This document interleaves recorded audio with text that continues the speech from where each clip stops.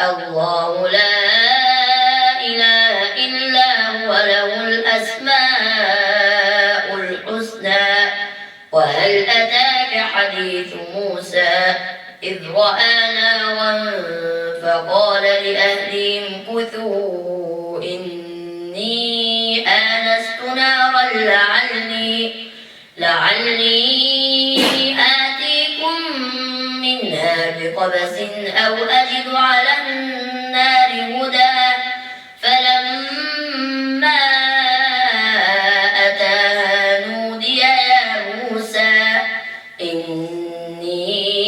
أنا ربك فاخلع عليك إنك بالوادي المقدس طوى وأنا اخترتك فاستمع لما يوحى إنني أنا الله لا إله إلا أنا فاعبدني وأقم الصلاة لذكري إن الساعة آتية أكاد أخفيها لتجزى كل نفس بما تسعى فلا يصدنك عنها من لا يؤمن بها واتبع هواه فتردى وما تلك بيمينك يا موسى قال هي عصاي أتوكأ عليها وأهش بها على غنمي ولي فيها مآرب أخرى قال ألقها يا موسى فألقاها فإذا هي حية تسعى قال خذها ولا تخف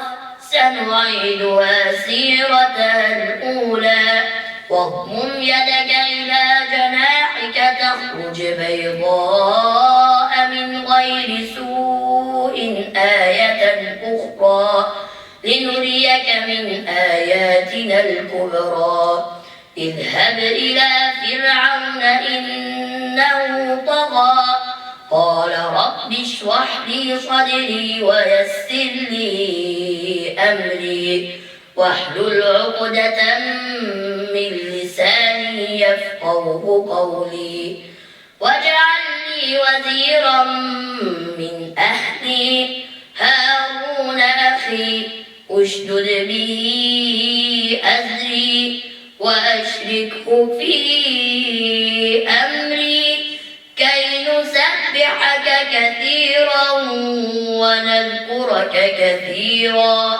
إنك كنت بنا بصيرا قال قد أوتيت سؤلك يا موسى ولقد مننا عليك مرة أخرى إذ أوحينا إلى أمك ما يوحى أن اقذفيه في التابوت فاقذفيه في اليم فليلقه اليم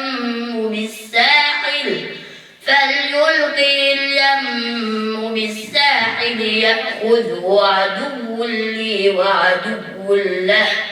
وألقيت عليك محبة مني ولتصنع على عيني إذ تمشي أختك فتقول هل أدلكم على من يكفله فرجعناك إلى أمك كي تقر عينها ولا تحزن وقتلت نفسا فنجيناك من الغم وفتناك فتونا فلبثت سنين في أهل مدين ثم جئت على قدري يا موسى واصطنعتك لنفسي اذهب أنت وأخوك بآياتي ولا تنيا في ذكري اذهبا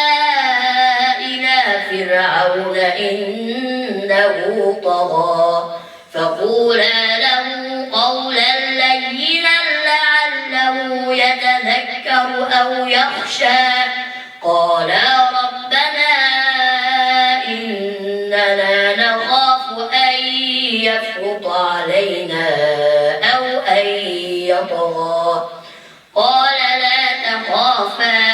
إنني معكما أسمع وأرى فأتياه فقولا إنا رسولا ربك فأرسل معنا بني إسرائيل ولا تعذبهم قد جئناك بآية من ربك والسلام على من اتبع الهدى إنا قد أوحي إلينا أن العذاب على من كذب وتولى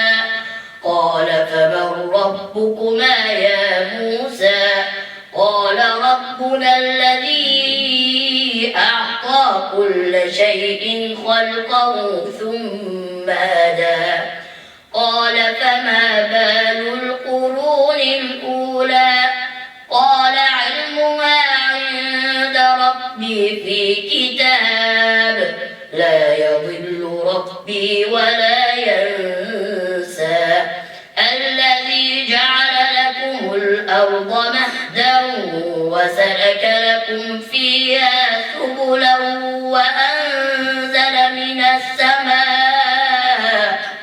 وأنزل من السماء ماء فأخرجنا به أزواجا من نبات شتى كلوا وارعوا أنعامكم إن في